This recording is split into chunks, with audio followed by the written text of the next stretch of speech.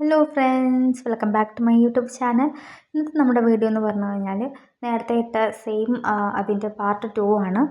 B2 ഷൈബൻ്റെ അകത്തെ ടോപ്പിക്കാണ് പ്രിവറ്റേഴ്സ് photos in social media എന്നുള്ള ടോപ്പിക്കിനെ കുറിച്ചുള്ള നോട്ടാണ് ഇന്ന് നമ്മൾ ഡിസ്കസ് ചെയ്യുന്നത്. ഓക്കെ, അപ്പോൾ നമുക്ക് വീഡിയോയിലേക്ക് പോകാം. അതുപോലെ തന്നെ നമ്മുടെ ചാനൽ ആദ്യമായിട്ടാണ് കാണുന്നതെങ്കിൽ ഈ വീഡിയോ നിങ്ങൾക്ക് ഇഷ്ടപ്പെട്ടെങ്കിൽ, ഉപകാരപ്പെട്ടെങ്കിൽ തീർച്ചയായും ലൈക്ക് ചെയ്യുക, ഷെയർ ചെയ്യുക, അതുപോലെ തന്നെ ഹൈപ്പ് ചെയ്യാനും മറക്കരുത്. ഓക്കെ, ആദ്യം തന്നെ ഹെഡിങ് ആണ് കൊടുത്തിരിക്കുന്നത്, private photos in social media. Heading നമ്മൾ മസ്റ്റായിട്ട് കൊടുക്കണം. ഒരു ബ്ലോഗായ ഹെഡിങ് മസ്റ്റാണ്. അതുപോലെ തന്നെ ഹെഡിങ്ങിന് 1 മാർക്കാണ് വരുന്നത്. വെറുതെ നമ്മൾ മാർക്ക് കളയേണ്ട കാര്യമില്ല. പിന്നെ വന്നിട്ട് ഹെഡിങ് നമുക്ക് ഇത് തന്നെ കൊടുക്കണമെന്ന് ചോദിച്ചാൽ അങ്ങനെ നിർബന്ധമില്ല, എന്ത് വേണമെങ്കിലും ഹെഡിങ് കൊടുക്കാം. പിന്നെ നമുക്കൊരു എളുപ്പത്തിന് നമ്മൾ തന്നിരിക്കുന്ന ടോപ്പിക്ക് തന്നെ എന്ത് ചെയ്യുക, ഹെഡിങ് ആയിട്ട് കൊടുക്കുന്നു എന്നേ ഉള്ളൂ. ഓക്കെ, അത് കഴിഞ്ഞിട്ട് നമ്മൾ മൈനുങ് ആണ് പറയുന്നത്. Ich bin Überzeugung, dass private Fotos in sozialen Medien eben diese maßgebliche Sache ist und es ist nicht möglich, ohne das soziale Medien zu leben.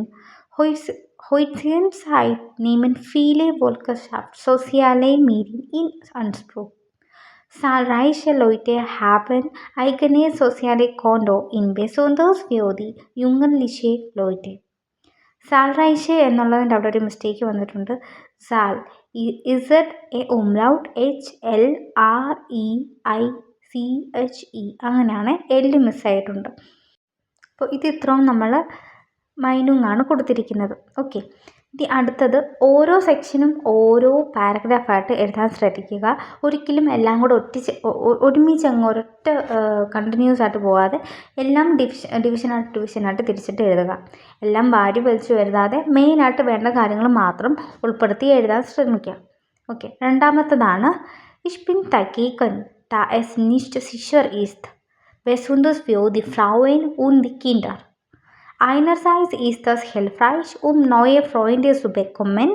Andererseits gibt es mehr Wahrscheinlichkeiten, unsere persönlichen Daten zu missbrauchen.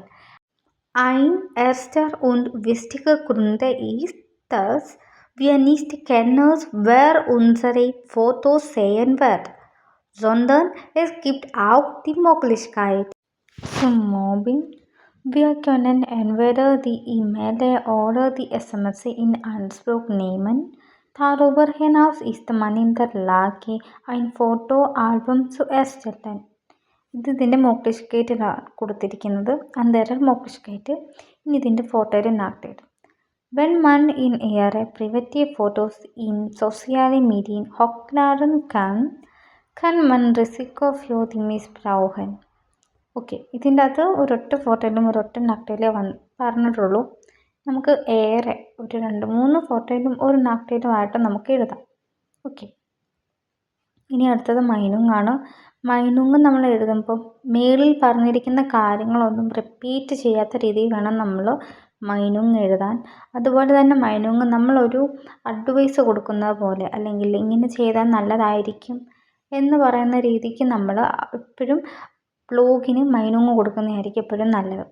അപ്പോൾ റിപ്പീറ്റേഷനും വരത്തില്ല. നമ്മളൊരു വേറെ ആൾക്കാർക്ക് അല്ലെങ്കിൽ നമ്മുടെ opposite ഇരിക്കുന്ന ആൾക്കാരോട് നമ്മൾ ഒരു പോസിറ്റീവായിട്ടുള്ള ഒരു അഡ്വൈസ് കൊടുക്കുകയാണ്. അങ്ങനെ എൻഡ് ചെയ്യാൻ പറ്റും. Eher man Zeit mit sozialen Medien verbringen, desto kann man nicht Zeit für ihre anderen Aktivitäten machen. അപ്പോൾ ഇന്നത്തെ വീഡിയോ ഇത്രേ ഉള്ളൂ. ഇവിടെ നിങ്ങൾക്ക് ഇഷ്ടപ്പെട്ടു, ഉപകാരപ്പെട്ടെന്ന് വിചാരിക്കുന്നു. തീർച്ചയായിട്ടും നിങ്ങളുടെ അഭിപ്രായങ്ങൾ കമൻറ്റ് ചെയ്യുക. നെക്സ്റ്റ് എന്ത് വീഡിയോ വേണമെന്നും കമൻറ്റ് ചെയ്യുക. Cheers.